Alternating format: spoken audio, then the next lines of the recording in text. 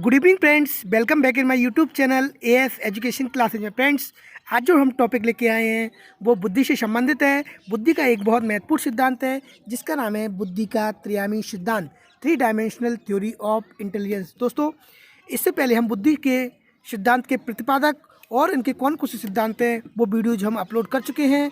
Video के अंत में डिस्क्रिप्शन में मैं इसकी लिंक प्रोवाइड करा दूंगा, जिसे क्लिक करके आप उस वीडियोज को देख सकते हैं। तो चलिए दोस्तों, स्टार्ट करते हैं बुद्धि का त्रिआयामी सिद्धांत। सबसे पहले बात करेंगे इसके प्रतिपादक की, यानी कि इस सिद्धांत के प्रतिपादक कौन हैं।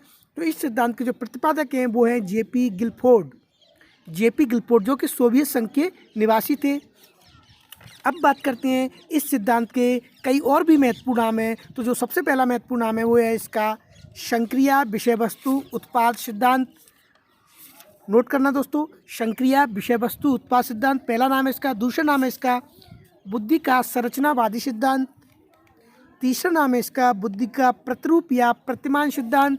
और अगला जो नाम है वो है 3D थ्योरी। 3D का मतलब होता है 3 डायमेंशनल थ्योरी। अब बात करते हैं दोस्तों, गिलफोर्ड ने क्या किया था कि गिलफोर्ड ने 1967 में एक डिब्बे की आकार की एक मॉडल प्रस्तुत किया। यानी एक डिब्बा था इस आकार का,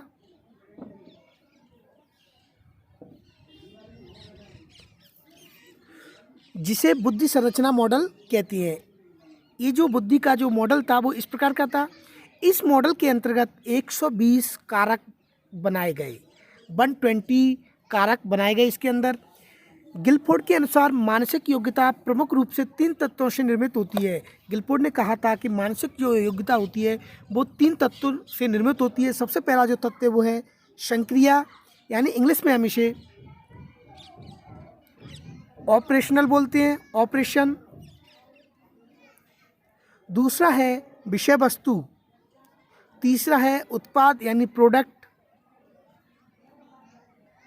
अब सबसे पहले बात करेंगे इसके संक्रिया या प्रक्रिया बोलते हैं, इंग्लिश में इसे ऑपरेशन बोलते हैं। इसमें क्या होता है कि समस्या समाधान के लिए व्यक्ति जिस मानसिक प्रक्रिया से गुजरता है उसे संक्रिया कहते हैं। संक्रिया आयाम में कुल 5 चरण होते हैं। यानी कि संक्रिया का मतलब होता है कि हमारे सामने अगर कोई प्रॉब्लम आती है तो उस प्रॉब्लम को हम दिमाग में किस प्रकार विचार करते हैं वो कहलाती है संक्रिया या प्रक्रिया या ऑपरेशन।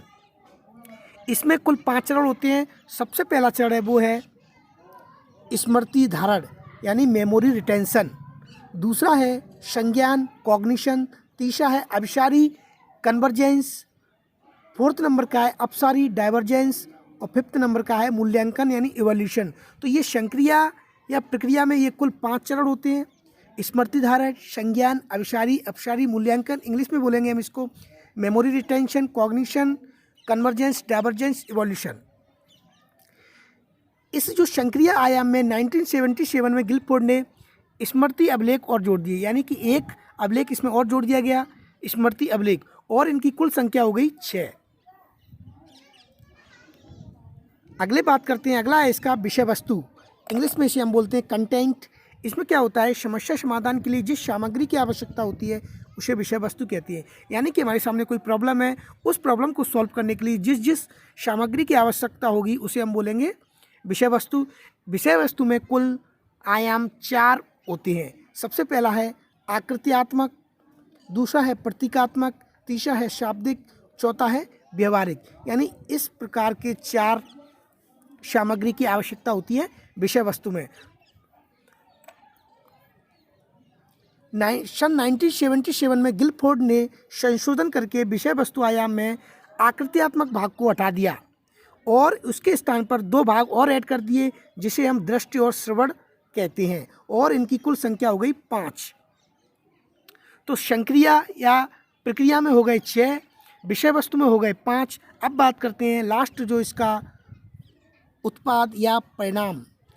इसमें क्या होता है, समस्या समाधान के लिए जिस रूप में सूचनाएं प्राप्त होती हैं उसे उत्पाद या परिणाम कहते हैं। उत्पाद में कुल 6 भाग होते हैं। सबसे पहला यूनिट, दूसरा है क्लासेज, तीसरा है संबंध, चौथा है सिस्टम, 5वां है रूपांतरण यानी मॉडिफिकेशन, 6वां है अनुप्रयोग यानी यूजेज।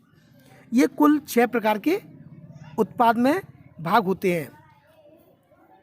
अब बात करते हैं, गिलफोर्ड के अनुसार बुद्धि बराबर 120 कोष बताए थे बुद्धि कि गिलफोर्ड ने, उसमें क्या होता है, आई बराबर, आई का मतलब होता है इंटेलिजेंस, ओ का मतलब ऑपरेशन और सी का मतलब कंटेंट। तो पहला जो था प्रक्रिया व उत्पाद, उसके 5 भाग थे, दूसरे के 4 थे, तीसरे के 6 थे, तो इनका मल्टीप्लाई करेंगे तो 120 आएगा। तो गिलफोर्ड ने सबसे पहले जो बुद्धि के जो कोष बताए थे, मॉडल के जो कोष बताए थे वो 120 थे। अब उन्होंने बाद में उसमें संशोधन किया, संशोधन करके जो कुल जो कोष हो गए, कुल कच्च हो गए थे, वो हो गए थे 105, क्योंकि पहले उसने संशोधन करके 5 किए, फिर 5 किए, फिर 6, इनका मल्टीप्लाई करके 150, और लास्ट में जो संशोधन हुआ उसके अनुसार बुद्धि के जो खंड हो गए 180 खंड हो गए। तो अगर हमारा क्वेश्चन पूछा जाता है गिलफोर्ड के अनुसार सबसे पहले बुद्धि में कितने कोष थे, तो हमारा आंसर होगा 120, और उसके बाद संशोधन करके 150 हो गए, फिर 180 हो गए आज की डेट पे। तो दोस्तों ये था बुद्धि का त्रियामी सिद्धांत, बहुत महत्वपूर्ण सिद्धांत है। इस सिद्धांत से एक या दो क्वेश्चन अक्सर पूछे जाते हैं। तो दोस्तों वीडियो को देखने के लिए बहुत बहुत धन्यवाद। चैनल को सब्सक्राइब और लाइक करना ना भूलें, और अगर अच्छा लगे तो आपको दोस्तों में शेयर भी कर दें। तो चलिए दोस्तों, अगले वीडियो में फिर मिलेंगे एक और महत्वपूर्ण टॉपिक के साथ। तब तक के लिए जय हिंद, जय भारत।